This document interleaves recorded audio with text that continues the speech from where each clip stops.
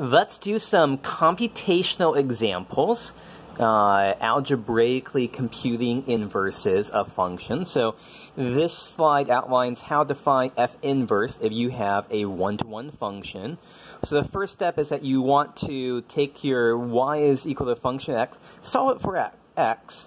So you have x is equal to f inverse of y, and then just interchange the letters x and y to give you, y is equal to f inverse of x. And so like this is the more normal way where x is the independent variable, y is the dependent variable. Let's do a couple of examples of this. I'm just stealing this straight from the textbook. Find the inverse of y is equal to 1/2 x plus 1, expressing as a function of x. So our first step is to solve y is equal to f of x for x. So we have y as a function of x.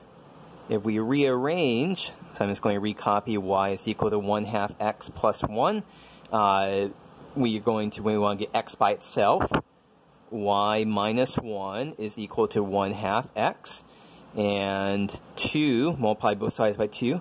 2y, excuse me, 2y minus 2 is equal to x. So right now we have x is equal to 2y minus 2. Now we have x as f inverse of y. But the next step is simply to interchange. So y is equal to 2x minus 2.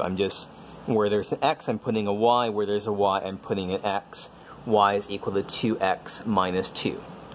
So f inverse of x is 2x minus 2. If we want to check, one way that we could check this is by observing that composition gives the identity function. So f composed with f inverse of x. So that would be 1/2 times 2x minus 2 plus 1. So I'm doing, remember this is f of f inverse of x. So I'm substituting in f inverse of x up in for x. And if you crunch this out, 1/2 times this gives us x minus 1 plus 1. And sure enough, that does give you 1. I'll leave it as an exercise for you to check that if you do it in the other order, f inverse composed with f, you again get the identity function. One more example to do in this video is let's find the inverse of y is equal to x squared. X is non-negative, again, expressing it as a function of x. So let me just point out here that, y is equal to x squared. That's what the graph of the function looks like. And so this is failing the horizontal line test. It's not a one-to-one function, except we are restricting the domain.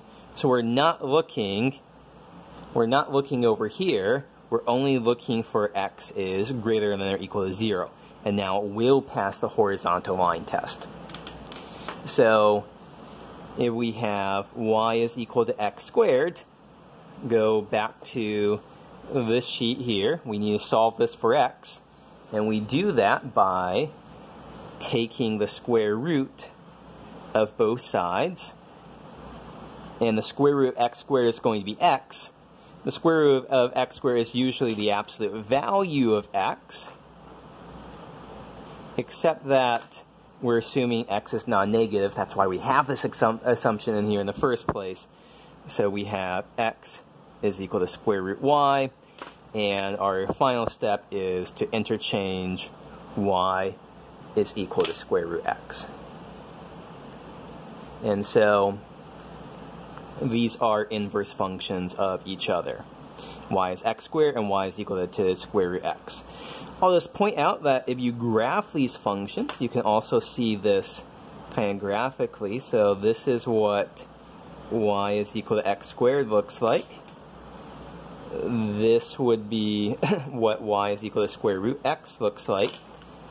And it's just the same function, same graph when you reflect it through. This is supposed to be the line y is equal to x. reflect the graph over this line, y is equal to x, we see everything looks great.